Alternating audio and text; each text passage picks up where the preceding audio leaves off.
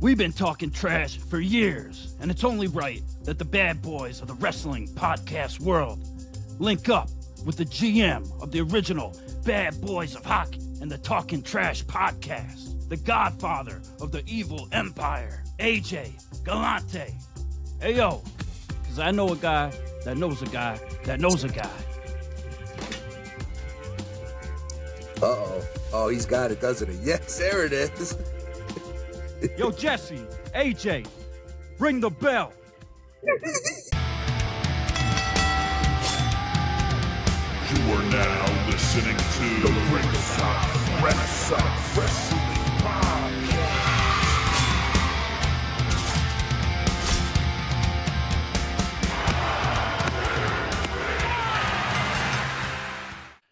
And we're back with another very special episode of Ringside Renaissance. And I'm here with the best co-host, the best tag team partner in the world, Pretty Deadly Jesse. Yeah. And I'm Andrew, Kombat Jones. And we have a very special guest today, if everybody can see in the other screen. This guy, if you haven't heard of him, you should have heard of him. He was the general manager for the Danbury Trashers. He has a Netflix documentary called Untold, Crime and Penalties. He was Khaos during his backyard wrestling days. He was the founder of Champs Boxing Club. He was on NXT with Tony D'Angelo, and he was abducted by that scumbag Santos Escobar. He has a Talkin' Trash podcast. He has the Bare Knuckle Fight Club with Ice Wars, and he is now the senior advisor for the Danbury Hat-Tricks. Welcome, AJ Galante. Woo! Yeah. What's up, fellas? Thanks for having me, man. Yes, sir. The bad boys of hockey. Yeah. Somebody's getting trashed tonight. We So don't care you if we guys get are pulling out copyrighted all for the that one. stops. That's good. Oh, yeah. How you doing today, AJ? If people don't know who you are, could you just give us a quick rundown of like your background, like your life, everything, besides what I just kind of rambled off? Just something a little bit about you and your love for pro wrestling. Yeah, man. I mean, I'm AJ, man. I'm getting old, man. You guys are a little behind me. I'm gonna be 39 in August here, and grew up in Danbury, Connecticut, about an hour north of New York City, and I feel like any other kid in our generation, man, is just a wrestling fanatic since like probably 1993, 94. I went to my first house show. It was actually at Madison Square Garden. I'll never forget it. It was a cage match between Psycho Sid and Bret Hart. I'll never forget it.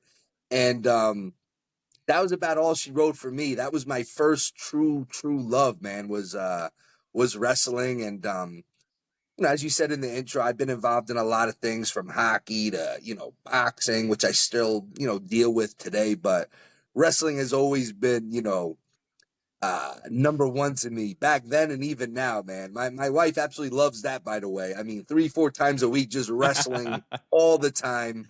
So yeah, man, wrestling to my core, man, definitely. Awesome. Yeah. Awesome. Were we right about Khaos during your backyard wrestling days? Oh man, you brought chills to me, man. Khaos with a K, just like Kombat Jones. I was Khaos with a K, and yeah, man, backyard wrestling. We had a little 8-man organization called HTV, which stood for Hardcore HTV. Television, and you know, we thought we were pretty hardcore. And then you go on YouTube now and look at some of these other guys and like what they used to do. And I don't think we could have held a candle to some of these nut jobs. But man, we had a nice little federation, man. We had 8 guys, 4 heels, 4 baby faces. And I had to be a heel, obviously. I was the only 2-time HTV champion, by the way. And we took it serious, man. I mean, we had production meetings at lunch during school and shit, and we had a rating of 8 every week because it was just the 8 of us watching it. So, but for us, it was like it was wild, man. I mean, if we had social media back in the day, who knows what it could have been? But man, I honestly believed I was gonna be a wrestler. Yeah, man. I honestly believed that you know that was my destiny was wrestling.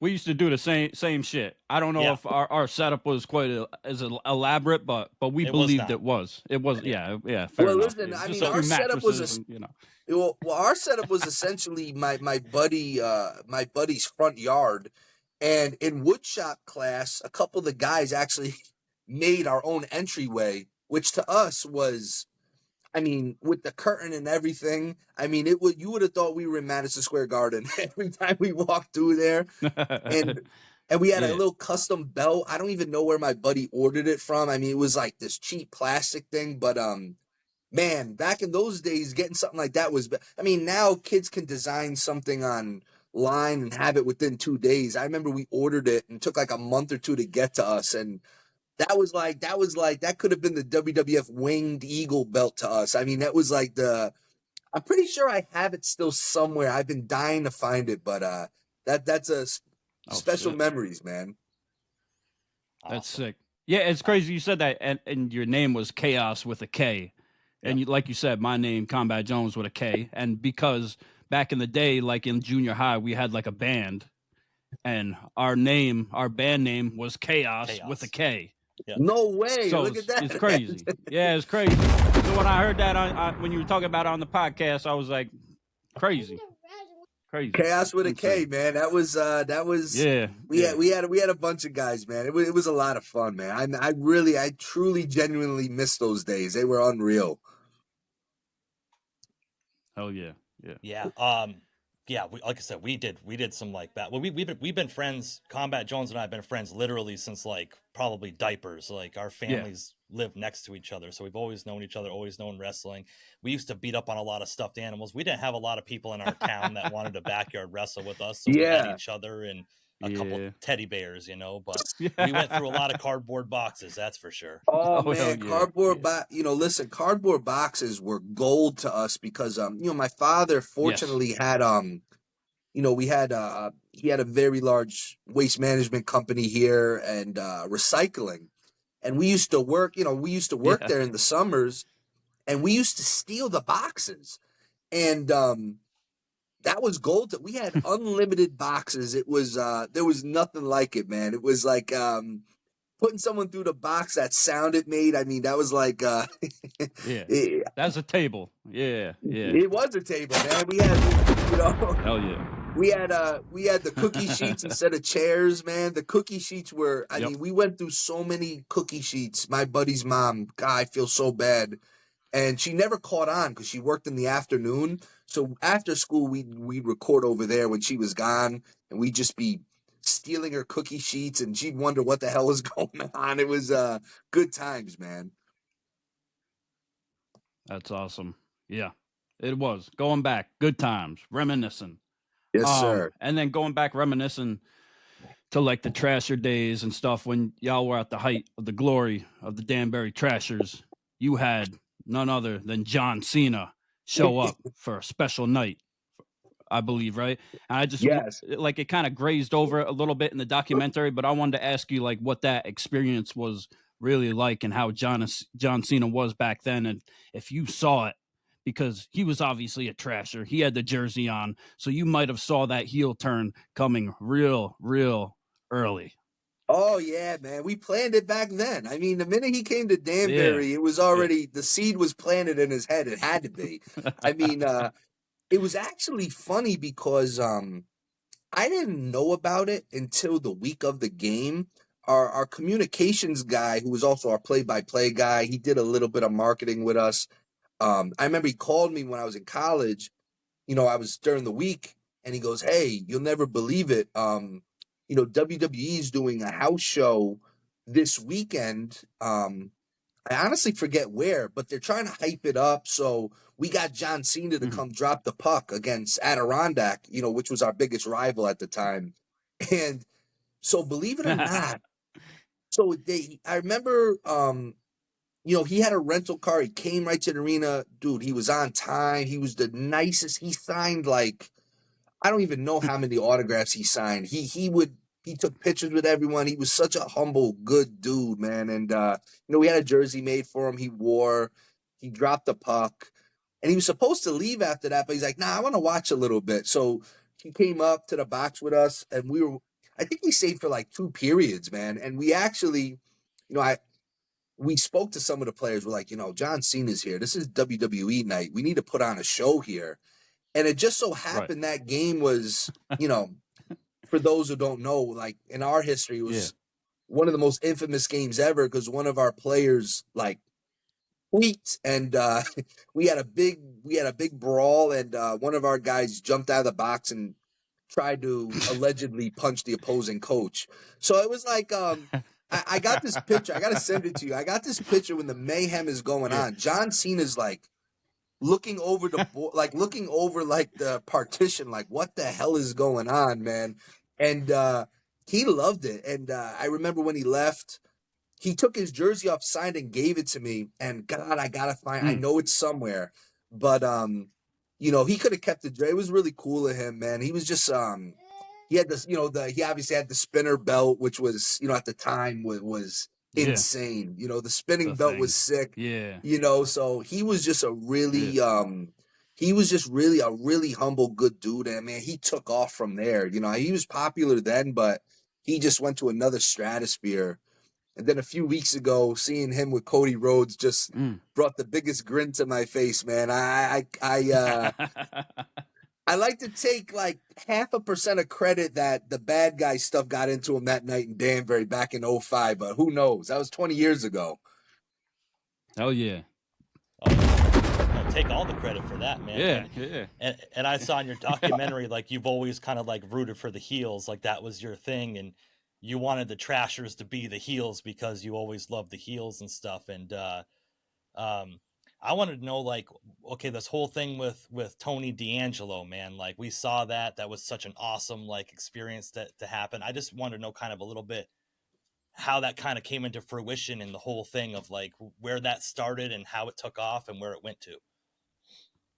Yeah, man. I mean, so right after the documentary, I mean, so we're talking like the summer of 2021. I mean, truth to God, I say this all the time. We didn't expect it to be. I mean, I don't even like saying it became a big documentary because I don't want to sound like that, but it just kind of blew up a little faster than we thought. No one actually, me personally, I didn't really even think it was. I don't know, man. I just didn't expect what came.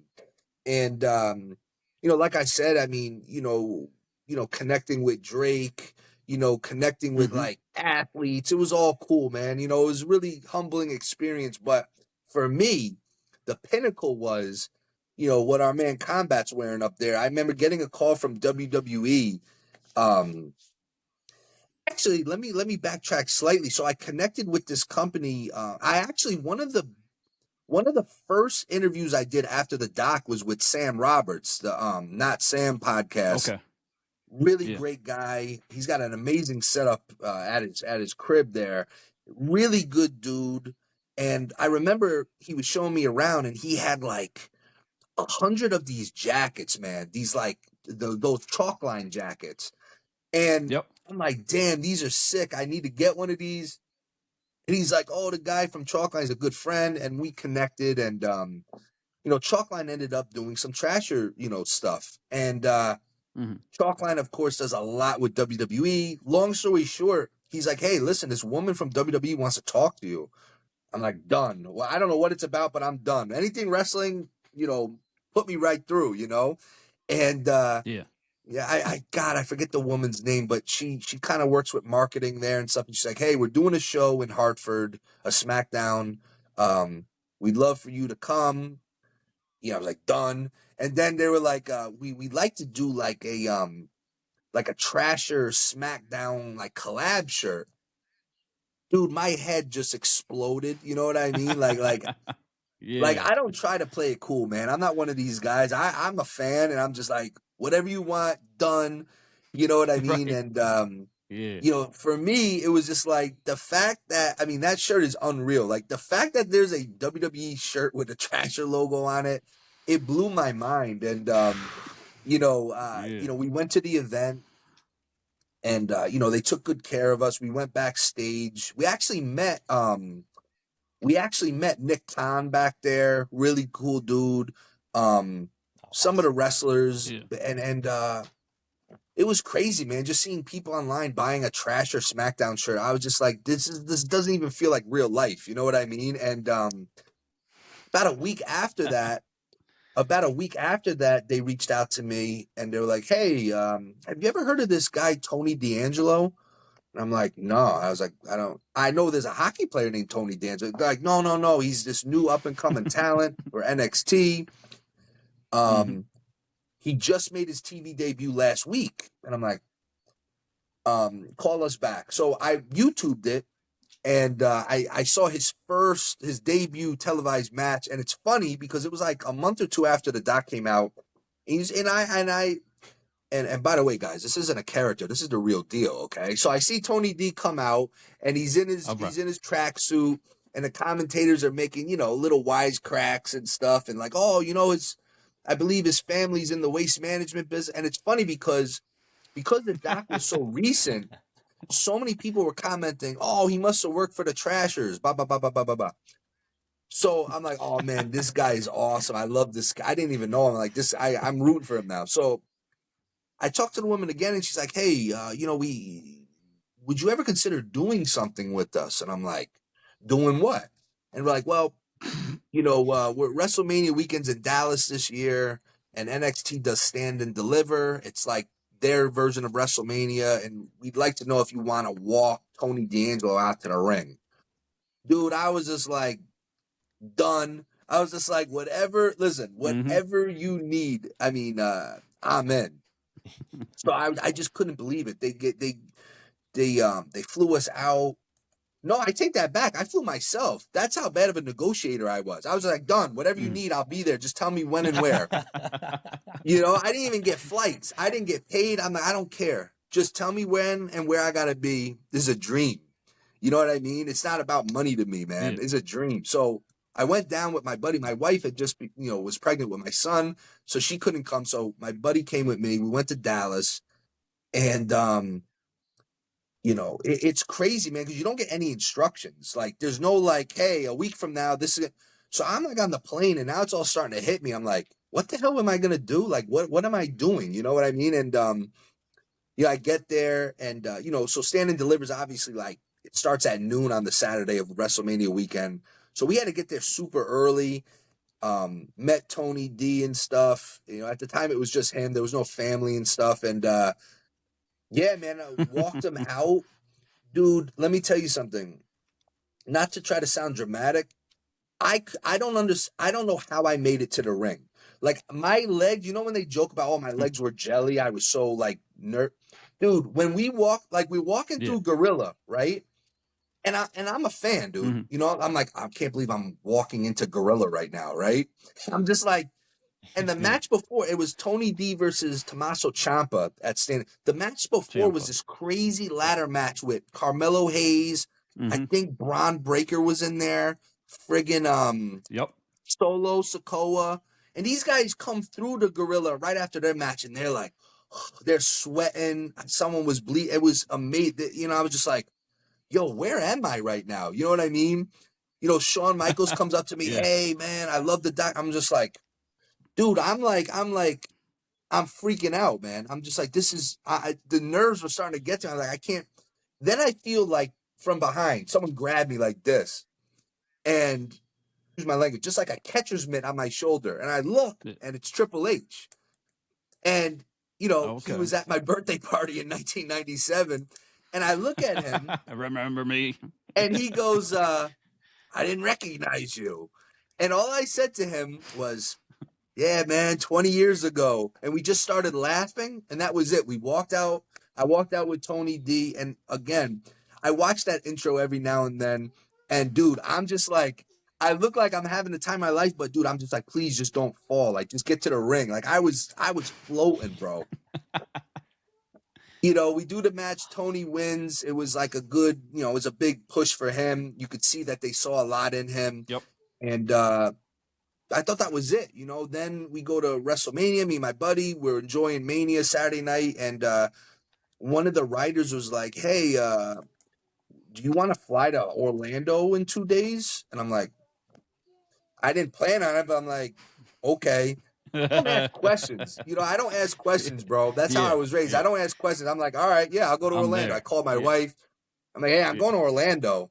She's like, all right. I got the best wife in the world. She's like, okay, yeah, all right. So my buddy and I go, and then we, I was on NXT Live, the Tuesday night, basically, announcing that Tony D's now the Don of NXT, this and that. We could get into that, man. I could go on 2 hours about that situation, man. I have not watched that promo. They stuck me with a mic on live TV, and I was not like. I will get my retribution for that because it was, dude. It was not good, and it was funny. I was just with Tony D a few weeks ago. They were in the city, and we were laughing about it. And it was rough, man. I'm not a trained friggin' promo guy, you know what I mean? And it was rough, but. Right. Then they brought me back again, and that Dick Santos and the Legatos kidnapped me, and thankfully they, Tony D and the family found me. I'm now retired, but if they need me, they know where I'm at. Yeah. Retired from wrestling or from the family? Oh yeah. Yeah, I retired. Listen, after the run, that was part of the deal to get me back from Mexico, from Legatos is. I had to step away, and Tony's got his, he's got Luca Crucifino and all them now. So I'm here for support if needed, but I'm retired currently, and that's okay. Well, they had a little bit of unloyalty in that family, so they might need somebody to come back in and I've been seeing what's been going on, man. I'm not keep too things happy. in order. I definitely been seeing what's going on. I'm not too happy about it, but I talk to Tony pretty frequently, and I've been advising him a little bit, but hopefully things straighten out over there. Okay. So we'll see what happens. He's got Stand and Deliver coming again. WrestleMania season's coming again very soon, so he might need some help, man. This is the best. He's got to get it. Yeah. It's like Christmas, man. I mean, this time of year, like once the Rumble comes, man, it's like I'm locked. I mean, I'm locked in all year, but from Rumble, from like Survivor Series through WrestleMania, I'm locked. And it's listen, every year, man, I'm not one of these harsh critics, man. I just try to enjoy the show, enjoy what's coming and stuff. And they've definitely been swerving a lot of stuff. So I don't know what's gonna happen. I kind of like how there's a little layoff between Elimination Chamber and Mania, because I feel like back in the day, Rumble was like, the number 2-3 show, and then it was Mania. But, then, they started these pay-per-views before Mania that kind of, I don't know. I kind of like how there's a little more of a layoff between Elimination Chamber to Mania, kind of builds things up. You know what I mean? Build the drama. Yeah. Absolutely, man. Yeah. All I'm saying is if they need to take you out of retirement to help out and you need a couple of guys to have your back, like remember who to call, but just I'm negotiating. I need transportation. Man. I mean, I can't swing that. Yeah. Hey, listen, man, I told Tony, I'm like, look, man, you just got to keep your, I talked to Stacks too, and, little misunderstandings, but everything should be okay. We'll see, but, we'll see how it shakes out here. They don't call me Kombat Jones for no reason either. So if you ever need anything, exactly, that's what I'm saying. We're always recruiting, man. So, Tony's got to have people watching his back, So, talking wrestling, I wanted to get your Mount Rushmore top 5 or Mount Rushmore of your favorite wrestlers of all time. I have a weird list, man. I had a whatever your favorite. Yeah, I have a weird list, man. First of all, I guess if I start chronological order, I got Macho Man up there. That's my guy. I mean, you look at his promos now, and it's like these kids don't understand that's how it was, and man, I'm all about like the intensity, man. And like when you see Macho Man, like, it's just like, oh my God. I was like, this guy is an absolute lunatic. And I love guys like that. So Macho Man's up there. Dude, Prime Psycho Sid is on my list. I feel like he's so, I don't know why he doesn't get the credit, in my opinion. I feel like Psycho Sid, when he pushed Jose Lothario off the ring at Madison Square Garden, like Survivor Series 1997, there were kids crying.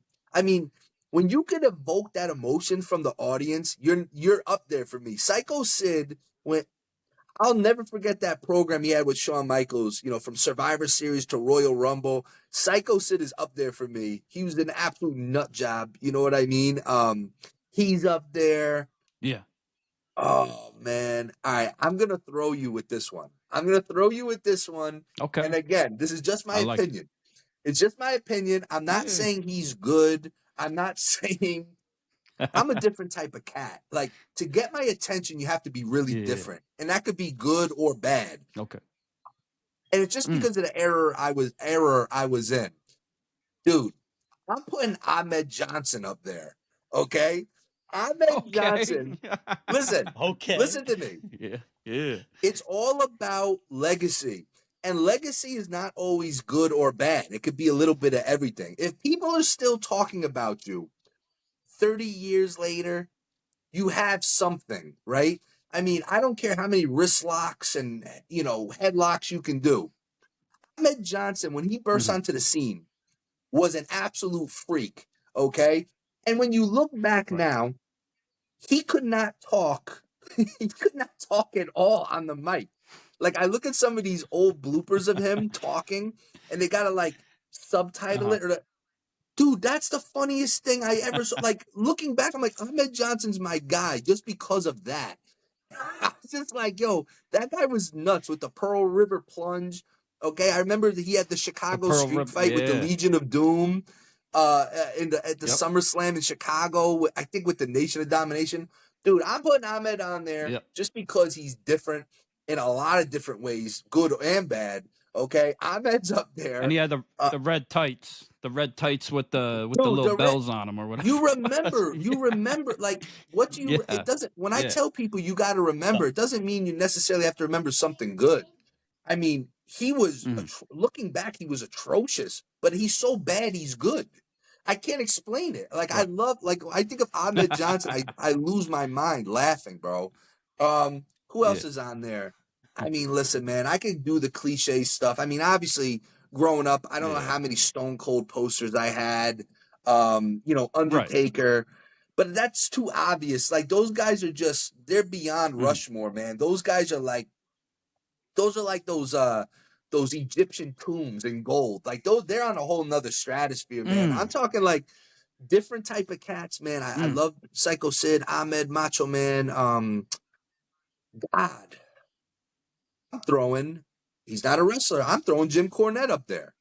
I love Jim Cornette. Jim Cornette, for me, growing up, he's got a lasting, he's burnt into my memory. And it's funny. You know how I just said Ahmed Johnson was so bad he was good? I was honored that I was so bad on the mic at NXT that time that Jim Cornette actually talked shit about me and Tony D after that segment. So I made an impact. I made an impact on a hero of mine in a bad way, but for 10 seconds, he knew who I was. And that, to me, is a win in my book. So Jim Cornette is up there. And I guess we got one more guy, man. You know what? Tony D'Angelo will be up there. So I'm throwing Tony D'Angelo up there now, okay? His face isn't carved yet, but they're starting it. Yeah. Yes, sir. They need to bring him up to the main roster. Bring the family to the main roster. Hey, listen, man. And show them how to run things. I tell you, I feel like it's, it's coming, man. Hopefully. He deserves it, man. You talk about a humble guy, hardworking guy. Man, oh, man. He's the real deal, man. And when I met him, he works the mic so good. It's crazy. Like he's not nervous. I mean, he could talk his ass off, man.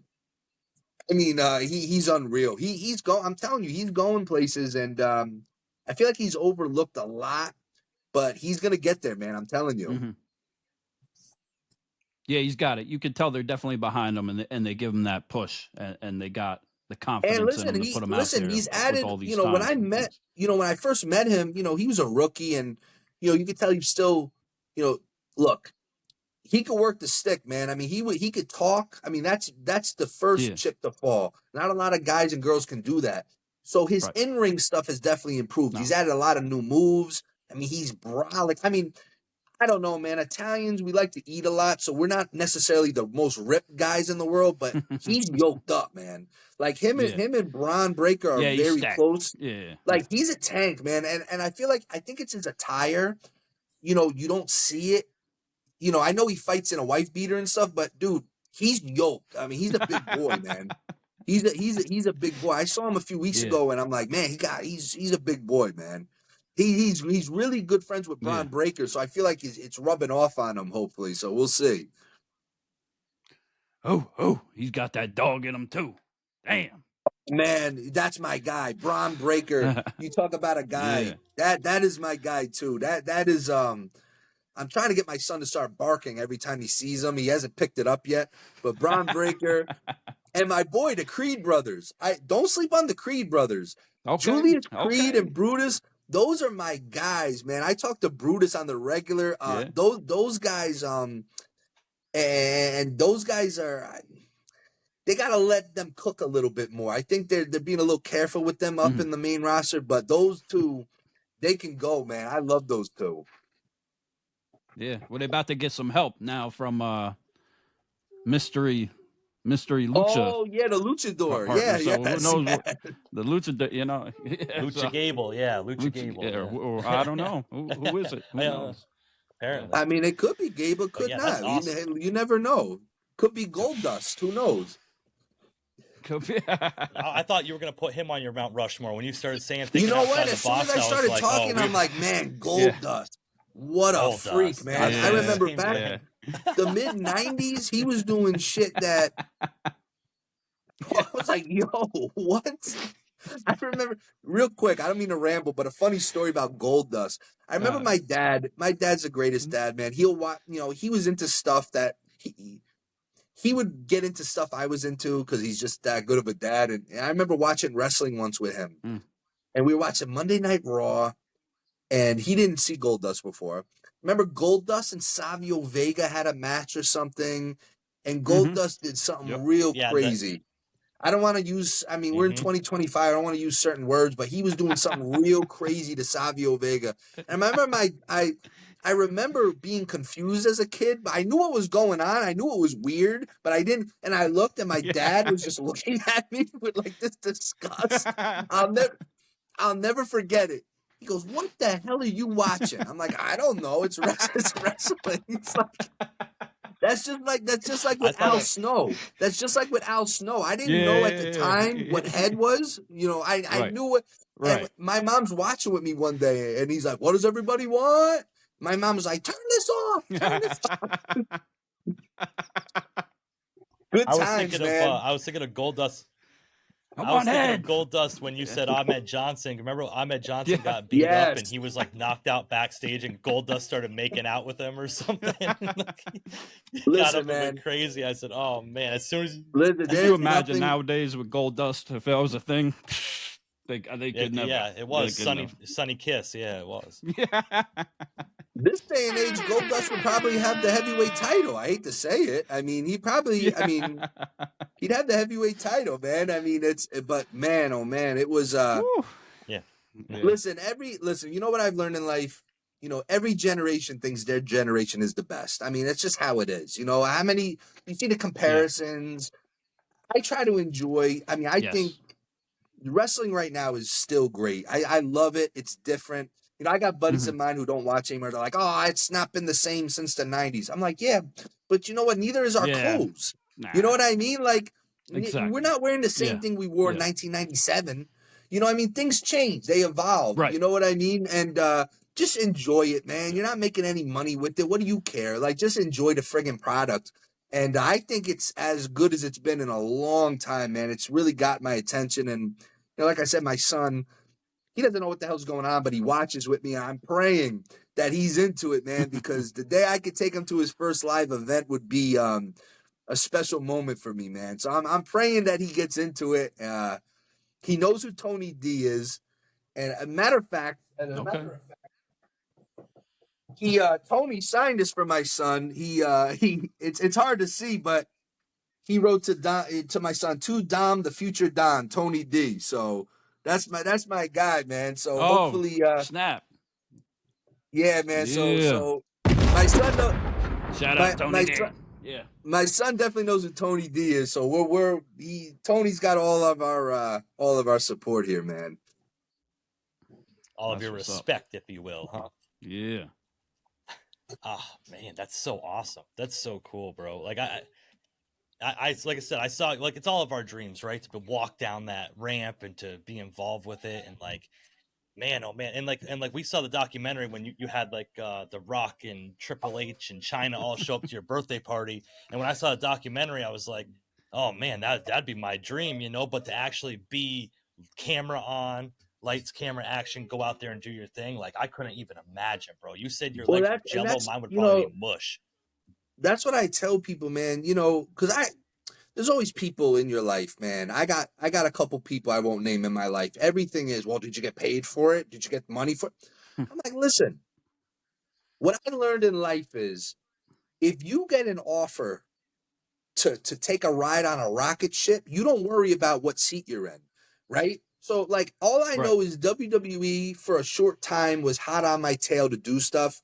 I'm not gonna sit there and be like, oh, how much you gonna get? The memory I'll have for that, it will live like everything that's happened from the Trasher documentary. Mhm. That is the WWE, my small involvement for a short period of time. That was like worth anything, man. I mean, and I know some people don't understand that, but I don't think of it in terms of that. I'm like, look, to have those memories, man, at the end of the day, who knows? God willing, my son's into wrestling, my grandkids are into wrestling. I could sit there as an old man and be like, back in my day, I was at Stand and Deliver It's a story. in 2022. You know what I mean? You can't beat that, man. So, yeah, man, I just don't want to, it was a dream, and I'm very, very lucky. I was just, sometimes you're just in the right place at the right time. And I learned in life, if you got the opportunity, don't think too hard. Just do it. You know what I'm saying? Just because before you know it, especially in a world like WWE, it'll be gone before you know it. You don't take advantage, it's over. Well, and you say that too, and it's the relationships you built too. You say you're close with Tony D'Angelo now, and the Creed brothers, and like, like it's more than just monetary value for you. Like you got like long-standing relationships and good friends that you've grown out of just thin air because of an opportunity you had. So that's like really awesome to hear. Yeah. No, You didn't take it for and granted. it's true. Yeah. And it's true. And like I'm genuinely like I'm one of these guys like if I'm with you, I'm with you. You know what I mean? And like, when I went down to Florida and I was in the locker room with guys like, Gunther was there for like a day. You know what I mean? Like I met Gunther, Bron Breakker, Carmelo Hayes, Grayson Waller, who's very underrated, by the way. All these guys, and it's like they're in the trenches, they're trying to move up, and like they were all so nice to me. You know what I mean? Like, they didn't have to go out of their way, and like I don't forget stuff like that. Like I don't. I'm not gonna make or break their career. They could care less about me, but they were all cool. Trick Williams was one of the coolest dudes, man. So I like genuinely root for them. You know what I mean? Like I love the NXT product. I love watching these guys on the come up and girls. And yeah, man, it's awesome to see. Very humbling.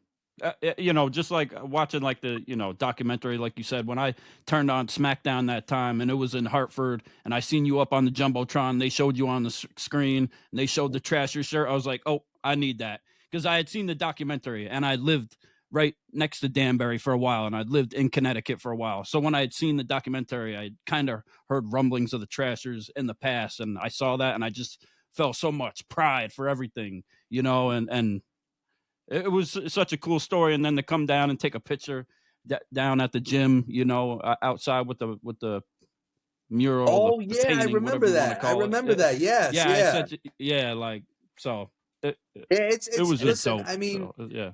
I tell people it still doesn't make any sense to me. You know what I mean? I mean, we were just a minor league hockey team for 2 years, and it was just I think people like the story because it's authentic, it's real. It's like we weren't trying to go viral.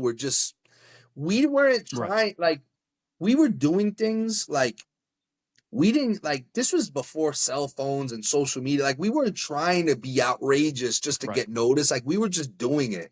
And I just think Yeah. people that, for whatever the reason, when they see that Trasher logo, like if you know the story, it's crazy how many smiles it brings to people's faces. It's nuts. Because for a long time people hated that logo, and now it's like it's some sort of source of, I don't know, man. It's very hard to explain. I mean, I can't tell you how many people, like college kids, like reach out to me, hey, I'm doing a report on the Trashers, like, and I'm just like, it's crazy to me, man. But it's so humbling, blows your mind. you know, it does. It really does. It's really hard to explain. Well, it's like a respect thing, you know. It's a long-term heel. Like I'm a big Rowdy Piper fan, if you didn't notice. And Oh like yeah, he was a heel for so long, but after a while, he didn't really change anything up. But he became like one of the biggest baby faces because they got the respect after a while. So like the Trashers were the bad boys, and you know everybody hated you and they hated that logo. But after a while, and especially after this documentary, now the respect is there. We got friends from across the pond in England, different wrestling podcasts. Sam's on Wrestling and AIW, shout out to them, that like I told them, hey, you know, AJ Galante's come on. They're like, oh shit, the Trashers guy, like they knew, like, and it's crazy how far reaching that is, you know what I mean? And one of them knew you from NXT, and it's like, boy, it's awesome to see like the reach that it gets, you know what I mean? it's so bizarre to me, you know. But like I said, I mean, I just try to take, you know, from day one, you know, when I noticed the stock was starting to get big, you know, how do you give back? How do you pay it forward? You know, we're trying to, I'm actually starting a Danbury Trashers Legacy Foundation, trying to do stuff for kids, you know, can't afford to play ice hockey because it's expensive. You know, I'm trying to start a little street hockey circuit for kids and stuff. And, you know, just whatever I could do to pay it forward, man. Cause hockey and wrestling has given me so much in my life, you know, from a kid, all the memories, going to games, going to live events. You know, it gave me so much. And it's like, you know, you think back, cause we're all around the same age. You think back to quote the simpler times, you know, life hasn't been easy for anyone. You know, I don't care where you're from. Like life gets harder every day. But there are, no matter how hard your life is, there's always the simpler times. And for me, like those attitude era years were the simple times in my life, not just wrestling, but just life in general. So like the correlation between wrestling and my life, it's like, it means a lot to me, man. I know some people may sound crazy, but I really, it brings me back to a much simpler time, and it's given me a lot, man. Yeah, and it's like you never know, something's gonna burn your memory either. Like my love for wrestling was, I remember WrestleMania 8, Sid Justice, Psycho Sid, was beating up Hulk Hogan, and Papa Shango came out, and then Ultimate Warrior came out, and like from then I was hooked, you know. And you said in the documentary, like Mighty Ducks, you watched the Mighty Ducks, and Yeah. like your love for hot. And I gotta say that's one of like 5 movies in my life that actually made me cry. So Yeah, when you said that, well, y'all listen, when they're all in detention writing "I will not quack at the principal," and Emilio Estevez comes in and he says, "You quacked at the principal? Are we ducks or what?" And I started crying, and I'm like, "They're ducks!" You know. So I appreciate that movie. That made so me want to much. play hockey too. That movie definitely made me want to play hockey. Listen, for sure. that was Like, such a 90s movie, right? Like people, it's so funny. I get kids in the gym who are young. They come up to me. It's so weird. It's like, what were the 90s like? And I'm like, what were the 90s like? I was like, it was the best, man. It was the best. And it's so funny because it's like these young kids are like, I sign kids up to the gym. It's like, what's your date of birth? It's like 2010. And I'm like, oh my God. I'm like, you guys, it's crazy, man. You know what I mean? It's you know, I'm the unk now. They call me unk. That's where I'm at in life. I'm unk. You know what I mean? So That's it's a new like, term. it's so cool. funny. But yeah, man, we got some wrestling fans in the gym, and you know, I love to chop it up with them and talk, and you know, you see like the gleam in there, because you know, at our ages, you know, even with all the swerves now, we could see where certain things are going. I love talking with the kids that they haven't gotten that, you know, intelligence yet, and they're like, "Oh, did you see John Cena and Cody Rhodes?" And it's awesome to see that excitement, man. It just brings me back, you know, because you couldn't tell me anything about wrestling back in the day, man. Like you couldn't tell me like, when they started talking about fake this, if I'm like, no, I was like, you can't. No, That's like, no. that's a bad word, That's man. You fighting. don't tell That's me fighting that. words. Yeah. And listen, Yeah. Yeah. No. to be honest with you, the few times I actually was involved with NXT and was down at the Performance Center and seeing things like really up close, you connect. Yep. These guys are the best athletes, man. I mean, what they do and the punishment they put their bodies through. And I mean, it is absolutely like, for anyone to say that is crazy because, it's nutty to me, man, when people say stuff like that. It doesn't even make sense. Half the stuff you see on TV, this other reality show, that's fake. You know what I mean? Like what these guys are doing, for sure. man. Yeah. It's wild, bro. It really is. Yeah, it's a shame how people kind of talk down and look onto it. But it's gained its popularity and people do put more respect on it. But for what the athletes, WWE, NXT, all them really go through, and like the cardio and the different type of training they do compared to like other type of athletes, I don't think people really get it. And then I'm sure it carries over to like boxing, because like with your boxing gym too, like your love for wrestling all kind of bled into that too. And then with the Trashers and the fighting and everything, Yeah. so it's all full circle, right? It's crazy how everything kind of it's crazy, man, because sometimes you're involved with something when you're younger, and some days you wake up and you're like, why am I doing this? You know what I mean? And it's like, before you know it, Yeah. The dots align, you know what I mean? And I think Yes. the unfortunate thing with life is it takes time to really see those dots being, connected. I tell these young kids today, I see it all the time. You could tell they're struggling and they're like, oh, what am I doing? What should I do? And I tell them it's okay not to know, because the dots are going to connect one way or the other. It's just going to be at times you don't expect it. You know what I mean? And, it's crazy. Right. It's just nuts, man. Yeah, life has like a weird way of just working itself out, because like you were so crazy into like playing hockey and that was your thing, right? And then you had that injury and then it turned into a whole nother thing from there, right? And it's crazy. And like from listening to your podcast, like to give you some flowers and show you some respect, one thing that really stood out the whole time out of all your episodes was you talking about like growing up and how some people would kind of give you a problem or maybe like call you spoiled or like say that things were like handed to you. But how you put it was that like a lot of people could be given those opportunities and chances, but they would flounder them or they would just waste them away and they wouldn't rise to the occasion. So much love and respect there for that. Like that's just so dope. No, I appreciate it, man. And that's one of those things I struggled with a lot growing up, because even to this day, I don't think I'm better than anybody.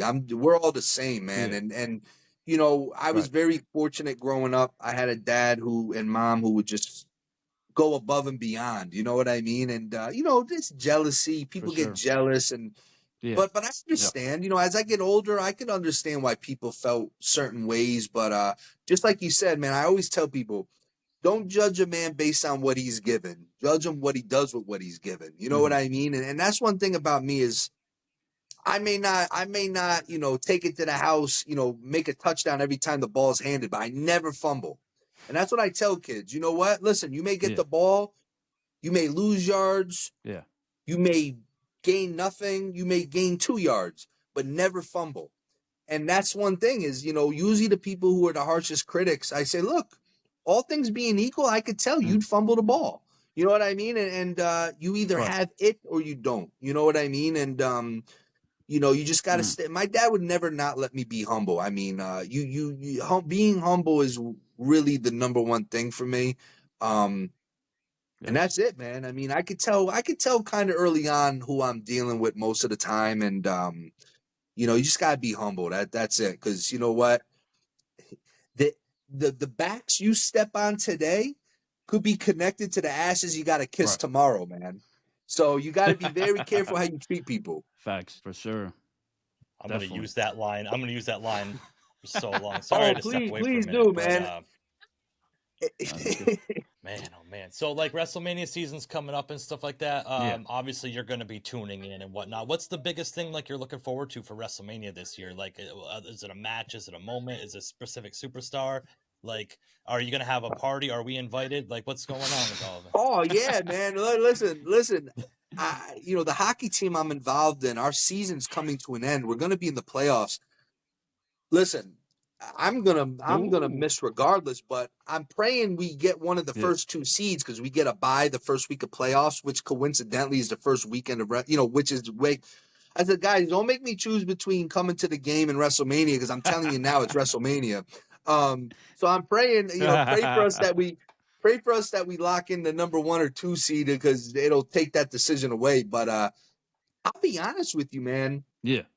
When initially when I found out it was going to be Cena and Cody Rhodes, I was like, you know what I mean? I was just like, here, like, you know what I mean? I'm like, why? You know what I mean? And then I know the swerve, the biggest swerve since Hulk Hogan, I guess, right? I mean, I am super interested to see where this is going. And I tell you, it went from like, that was probably like, my least favorite thing, like my least favorite match, and now I'm like, oh man, I want to see. I'll be honest with you, man. I'd love to see. I mean, I feel like last week I was in and out. I feel like it looks like they might be setting up Bron Breakker and Penta maybe together, for a match. I mean, listen, anything with Bron Breakker, I'm tuning in. I mean, that guy's unreal. And yes, even some of the female. I mean, how funny is it, guys? We talk about female matches now. We had bra and panty matches and mudslide wrestling, and now like some of the women matches, bro, are like. I never thought I'd be saying that. I'm being honest, but like Rhea Ripley, I love Rhea Ripley. You know what I mean? And it's the whole Bianca angle with Jade, and like it's gonna be gonna be interesting, man. It's crazy. It really is. Yeah. So but I mean, Liv I hate Morgan, using one. I hate Sky. using one of the. I hate using one of the main events as one thing that I'm excited for, but I'm really interested to see Cody and Cena to see where this thing goes. Yeah, it's crazy. Yeah, if you didn't know by my name, I'm a probably the biggest Pretty Deadly fan in the world. So I'm just really hoping they get a WrestleMania appearance and win their tag titles. We said earlier on the show, if Pretty Deadly wins the tag titles, I got to wear a crop top shirt on the show. So that's worth it, man. We need Pretty Deadly in there now. It's one way or the other. Yeah. It's gonna happen. Yeah. And then we got Punk. Sit-ups, yeah. We got CM Punk, we got Seth Rollins, Roman Reigns, looking like they're building towards a triple threat now, and we're gonna see here soon with how Paul Heyman plays into it with the favor. Like, it's crazy. You know what this whole thing with Roman and CM Punk reminds me of? I remember when it was back in the day, man, our day, 96, when we had Undertaker and Mankind, and they had Paul Bearer up in the cage. And like when Paul Bearer turned on Taker to go with Mankind, I'm getting those vibes, man. I mean, but it's so hard because it's almost looking like they're making it too obvious that that's what's going to happen, maybe. That's why wrestling's the best, because you just truly never know. But I'm getting a lot of Undertaker, Mankind, Paul Bearer vibes going here. So we'll see how it shakes out, man. I mean, look, the writing has been unbelievable. I mean, they're keeping us. I love the fact that titles are changing on like Raw and SmackDown. I used to hate the fact that a title never, like, I love how they're keeping things really, really.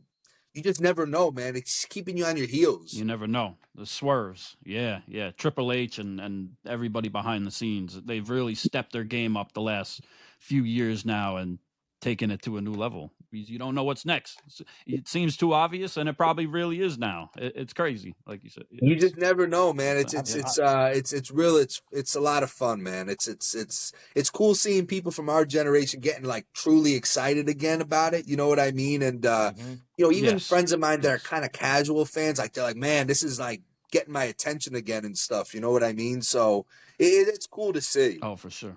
I'm gonna die on my hill of saying that they're gonna swerve us, and Paul Heyman's gonna leave WrestleMania with Seth Rollins, and he's gonna betray Roman and Punk inside. Wow. Seth Rollins. Well, I tell you what, that's a swerve. You know what I mean? That would man, oh man, that I didn't even think of that. What better way for Rollins to get back at his two arch rivals, like his arch nemesis? Both of them are top his top two nemesis in WWE than to screw them both over and walk away with their wise man and their best friend. You know what I mean? Like, Well, one thing's for sure is Paul Heyman's going to play a part one way or the other, and it's going to be very, Yes. like the new term that everyone loves in wrestling now, the long-term storytelling, right? Like it's like who the hell. Yes. Who the hell knows, man? I mean, you think we're getting any surprises at Mania, like another talent coming over or something like that? I mean, I'm trying to figure like who's gonna be like, is there gonna be that one bang where like someone out of nowhere comes? You just never know anymore, man. Mm. I was, yeah, they've been doing like well, they did the first tease on last SmackDown of Rey Fenix coming over from AEW, so I don't know if like that's gonna play into like Sooner or later. I was thinking like they were Yeah. gonna do like multi-man matches for the mid-card titles, and like that would be a cool debut to have him come out. But man, oh man, it's just like you said, there's so many possibilities and so many avenues you could go. And like, I hate being right, because when I'm right when I predict something, it's like, oh well, I knew it all along. But when someone swerve you and hit you with something, it's like, here we go. Man. Well, listen, man, I think the big question for me is, being a guy that likes bad guys and being the guy, I love guys who could talk. Is MJF going to be the Sting of our era? Is MJF going to be the Sting of this era that doesn't come over, and then it's going to be like when he does, it's like, it's cool, but it's like, damn, why weren't you here 10 years ago type of shit?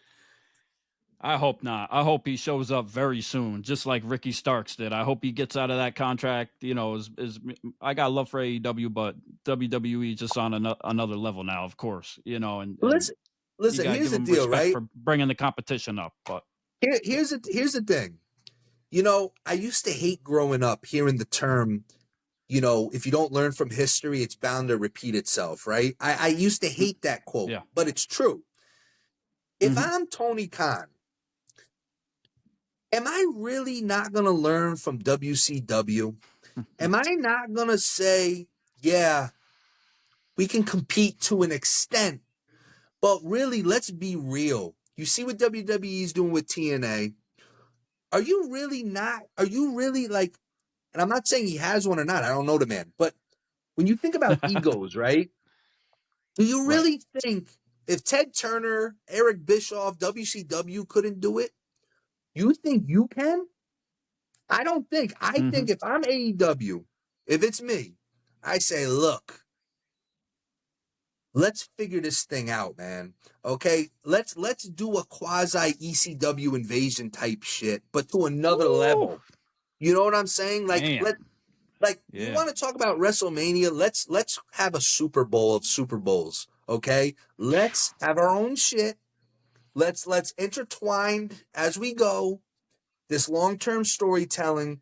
But how could you, like, I think about it, and I'm an underdog guy. I want to see AEW do good because I'm an underdog guy, but I'm grandfathered into WWE. It just is what it is. But how do you not say to yourself, what's stopping us from being the next WCW, where all our programming will be on a chapter of WWE YouTube? You know what I'm saying? Like, why? Like, think. And I don't know, man. It's just egos and this and that. But you talk about pride. If you're smart, that's because I'm telling you, MJF, it would take a lot for me to pop from my couch. Yeah. If I saw that man come out and cut a promo, could you imagine him and like Seth Rollins going back and forth, or like, you know what I mean? Like CM Punk, like, dude. Cody again. He shows up and he looks Cody or Punk or any of them in the eyes like that. Because listen, I don't care. Look, I'm loyal to a fault. That's one of my biggest faults in life. I'm loyal to a fault. But there's no way there's not one guy that's in AEW that wouldn't be happy if they heard, hey, we're running with WWE. They'd be happier than a pig in shit, man. I'm telling you. And I'm just hoping MJF doesn't become our era's or this era's Sting, where it's just like, damn, just come over. Could you imagine Taker and Sting in their primes? I mean, we talked about this. Like, could you imagine, like, if we get MJF, but like 15 years from now, it'll be cool, but it's be like, damn, like, come on, man. You know, I'm begging. I'm begging for someone. Prime MJF. Yeah. So we'll see how it'd be it shakes, crazy, man. like, But this is like Christmas. Every week that goes by, you're like, I'm getting ready to watch SmackDown. It's like, what's gonna happen? And it's like, it's cool, man. I'm loving it. and it's like, just like you said, like the ultimate fantasy booking, it would never happen. But if they had a crossover, could you imagine like Cody Rhodes winning the title, like retaining the title at WrestleMania, and the confetti and the fireworks going off, and all of a sudden you hear MJF's Yeah. and he came out because he was the one that screwed Cody out of winning the world title in AEW. So like that story is right there, Dude, like if you ready think, for the like I taping. said, It's like, man, it's like, I don't know. I'm a weird guy. Like, for me, there's enough money for everybody. Like, I just think like that. Let's make history. I like, how much is, Yes. like, we all want money. Don't get me wrong, but how much is too much? You know what I'm saying? Like, Right. you're not going to spend it all. Yeah. Let's make some history for the people and let's get this thing going, man. You know what I mean? Let's set the world on fire. Yeah. Shake up the IWC. Yeah. We'll see how it shakes, Be man. crazy. Yeah. So we're getting close to WrestleMania season. We're on the road. We're getting very, very, very close, matter of fact. So we can't wait, and we hope to be able to have you back on soon. Give some WrestleMania predictions, maybe Yeah, the we week need to of, do and we'll see predictions. how it lines up with the schedule. Yeah, I'm a big prediction guy. Like I wanted to put a board. We do a Super Bowl board every year in the gym. Like I got a couple real legit wrestling fans in here. We're gonna do like we got to do a prediction show, and yeah, man, I'm excited. Now he's got me thinking about MJF coming out when Cody wins with the confetti and shit. Could you imagine? Man, I was hope just so. I was just thinking about, you said a big surprise or a big return. I was thinking about Ahmed Johnson coming out to challenge Braun Breaker for the Intercontinental title. Bro, I want to meet you guys. Got to track down Ahmed Johnson for an interview, okay? I would go. Like, if it costs something, I would be willing to possibly help you guys out with that because I love Ahmed Johnson. Let's have the real hard hitting interview. Like, what the hell are you talking see what about? we can do. You probably got better connection. He'll probably be like, oh, okay, yeah, cool, yeah, gotcha. Real quick before we end this, I just gotta say I appreciate the Bad Boys of Hockey song, and you guys use that for the documentary and not the P Diddy Bad Boys, because that probably wouldn't have had a good shelf life if you would have used Oh that. boy, you talk about God looking out sometimes. Could you imagine if they used that song? Everything done, gone. We canceled out. Man, oh man. God, they would start looking at your flight logs and your cell phone history, bro. And we already know, like, your family has a history of them looking through your phone calls and stuff. So Yeah, that would have been a real kick in the ass, huh? I mean, all you need is like, don't need that on the Google search, you know. No. He did it. Man, that's crazy. Yeah, and like you said, you're a loyal person. Like, you would gave Drake that jersey that time, which is crazy. So, and you're loyal. I don't even want to ask you about the Kendrick Lamar and the Drake beef and all that, because I'm not. Exactly. I refuse to I not got answer. Too much respect. I got too much refuse to respect answer for you. in the event my words could implicate me in any sort of crime. So no, I'm not going to talk about it. I'm going to say that Drake did something that he didn't have to do for me and the team, and what he did really took this brand to a whole nother stratosphere. And just gonna leave it at that. I'm not a huge music guy anyway, but I refuse to. Okay. Let me put it to you this way: there's statute of limitations. We can revisit this in 10 years, and we'll talk from there. But man, it's love to see them in a cage match. You know what I mean? Who knows? I mean, if we talk about fantasy booking, think. You know what I mean? The loser gets the shit slapped out of him by Travis Scott. We'll do that. Book it, Trips. Let's go. Money. Yeah. Well, there's so much more we could talk about for wrestling, but we'll continue it on for another chapter, another day, and we'll get to the WrestleMania predictions when we get there very soon, hopefully. And we appreciate you for coming on, man, and taking the time out your day. Like, it's an honor. We're humbled. Like, nothing but love, man. Listen, I've been watching you guys' stuff. Like I said, I listen to wrestling. I'm in my office a lot. I just put it on. I love listening to it, and you know what I mean. And hearing takes that I think are crazy that some guys like, and it's like, oh man, I'm not that nuts. Someone's thinking it too. So that's what the beauty about. That's the beauty of this business. You know, there's no right or wrong answers. Awesome. And shout out to your co-host Diamond Hands too.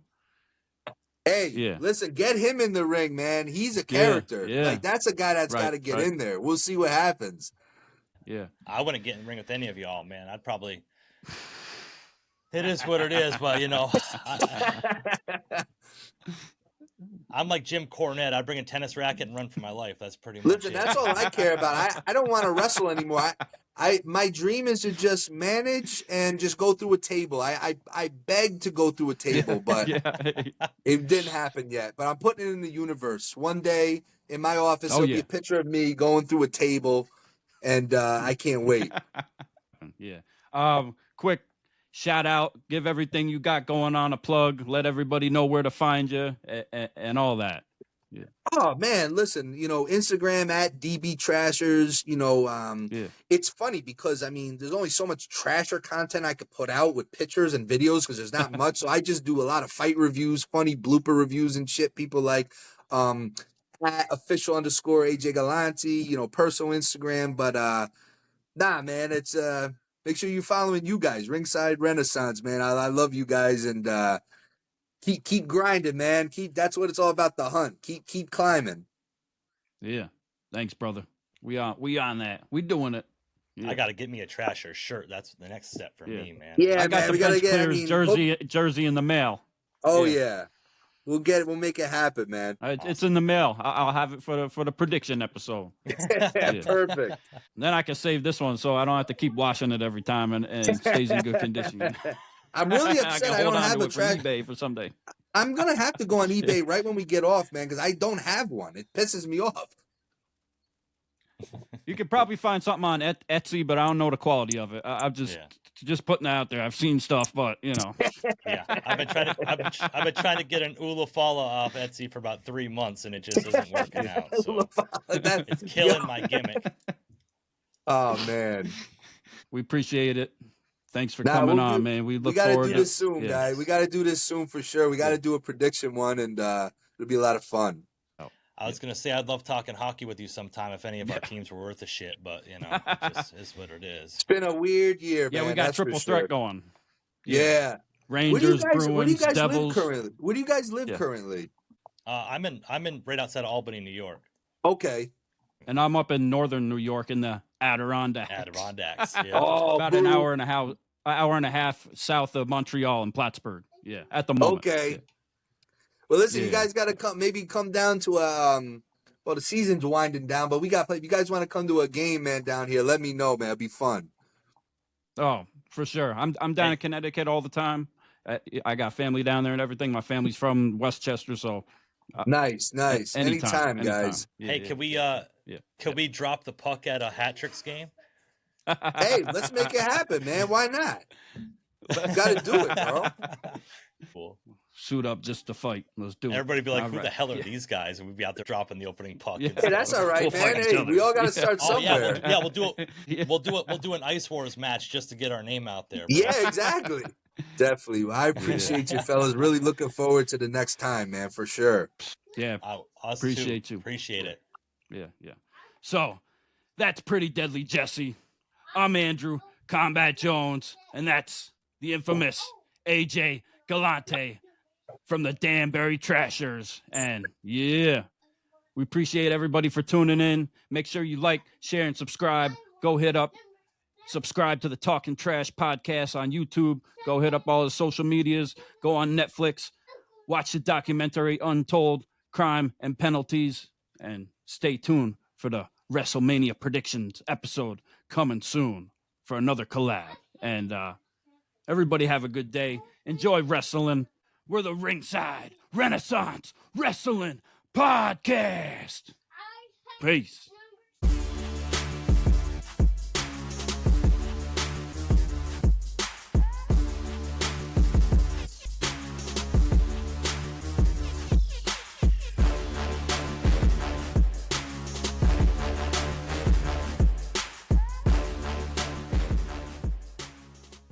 That was the greatest thing that ever came from this documentary is that shirt, man. I don't even have that anymore. I don't know where my shirt went. That's so I'm good. jealous, man. I'm jealous you have that. I don't even have that shirt. Yeah, No, you can't man. find it online. I'm like telling you, I had like 3 yeah. of them, and they vanished. So that is Oh, shit. that's a beautiful thing to see, man. Damn, maybe I should put it up on eBay or something. No, He had to get a kid size. it means more to me.